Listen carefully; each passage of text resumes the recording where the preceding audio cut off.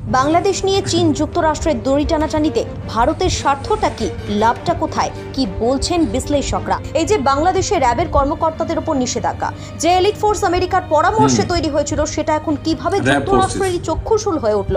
বাংলাদেশ সরকারের এই প্রশ্নটা কিন্তু ভারতেরও প্রশ্ন। अस्सलाम वालेकुम व्यूअर्स, मैं हूं एहसान खान और आप देख रहे हैं हमारा यूट्यूब चैनल एहसान रिएक्शन विद एहसान।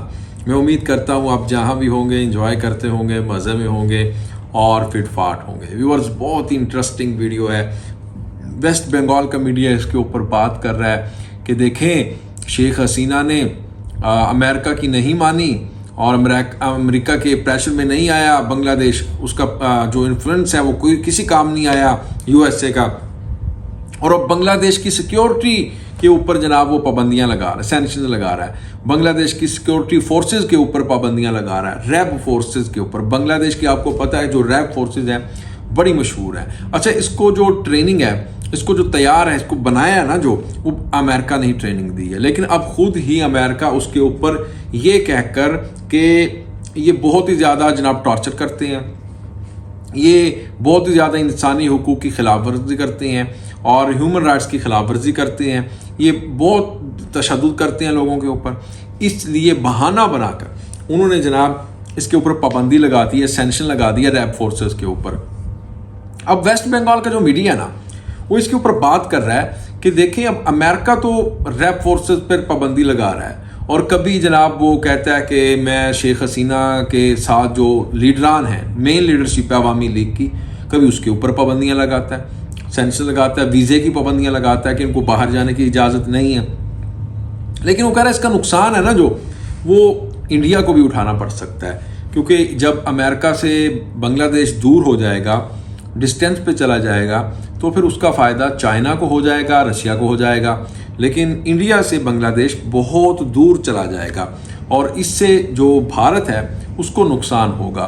इसलिए एक चीज़ ये भी कही जा रही है कि जो अमेरिका है वो ख़ुद तो बहुत ज़्यादा इंसानी हुकूक की खिलाफ वर्जियाँ करता है, ह्यूमन राइट्स की बहुत ज़्यादा वायलेशंस के केसेस आप न्यूज़पेपर उठाकर देखें या आप कोई भी रिपोर्ट सर्वे उठाकर देखें तो खुद अमेरिका में, यूएसए में आपको हज़ारों केसेस मिलेंगे जो होते हैं और तशद्दुद के केसेस मिलेंगे, ह्यूमन राइट्स की जो खिलाफ वर्जी की जाती है उसके केसेस आपको अमेरिका में खुद मिलेंगे।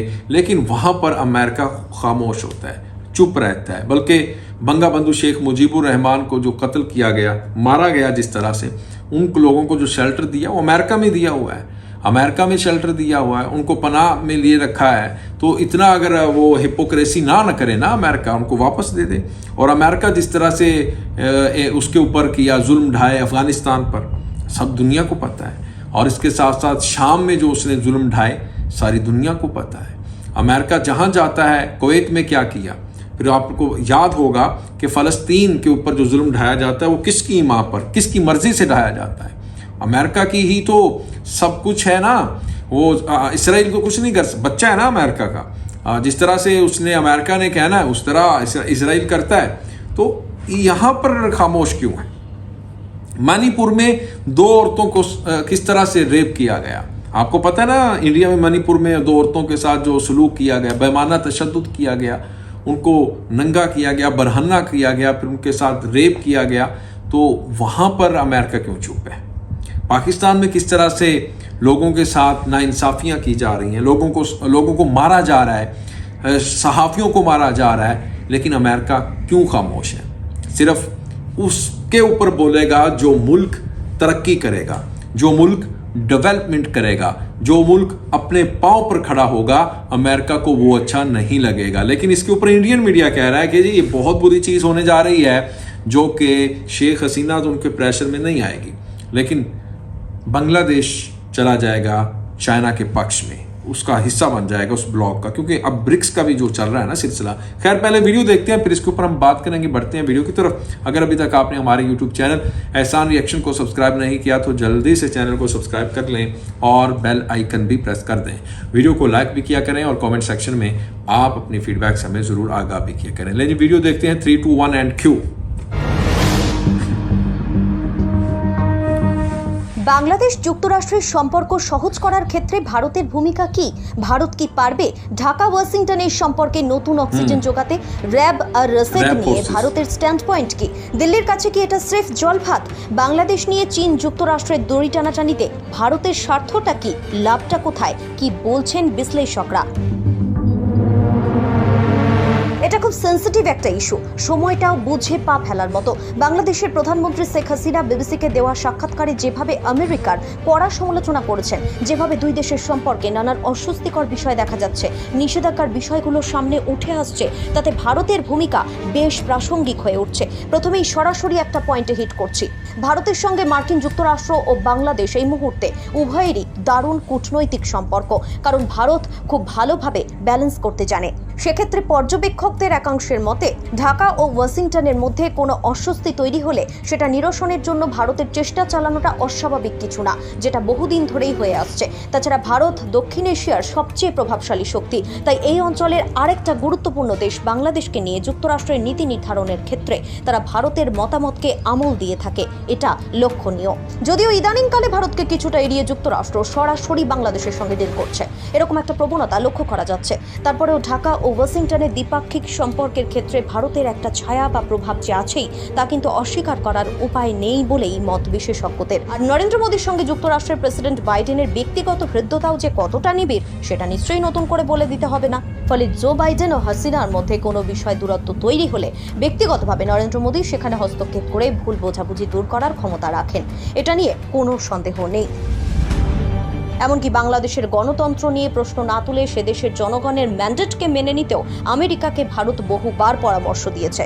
না, এখানেই শেষ নয়, জেনে রাখুন, এই যে বাংলাদেশের র্যাবের কর্মকর্তাদের উপর নিষেধাজ্ঞা, যে এলিট ফোর্স আমেরিকার পরামর্শে তৈরি হয়েছিল, সেটা এখন কিভাবে যুক্তরাষ্ট্রেরই চক্ষুশূল হয়ে উঠল? বাংলাদেশ সরকারের এই প্রশ্নটা কিন্তু ভারতেরও প্রশ্ন। তাছাড়া বাংলাদেশের জাতির জনকের যিনি আত্মস্বীকৃত খুনি, ফাঁসির আসামি হওয়া সত্ত্বেও সেই রশিদ চৌধুরীর আমেরিকায় রাজনৈতিক আশ্রয় নিয়ে বহাল তবিয়তে থাকা এবং কেন তাকে বাংলাদেশের হাতে তুলে দেওয়া হচ্ছে না, এটাকেও কিন্তু। व्यूअर्स, आपने ये वीडियो देखी और वेस्ट बंगाल मीडिया किस तरह से इसको बयान कर रहा है, वो भी यही बात कर रहा है कि देखें अब रैब फोर्सेस के ऊपर सैंक्शंस लगा रहा है अमेरिका, लेकिन अमेरिका की ये बहुत बड़ी हिपोक्रेसी है। अमेरिका अपनी तरफ नहीं देखता, ये अमेरिका की बहुत बड़ा डबल फेस्ड है। वो दूसरों के ऊपर तो आरोप इल्ज़ाम एलिगेशन तो लगाता है, लेकिन अमेरिका अपने गिरेबान में झांक कर नहीं देखता, वो मिरर में अपना चेहरा नहीं देखता।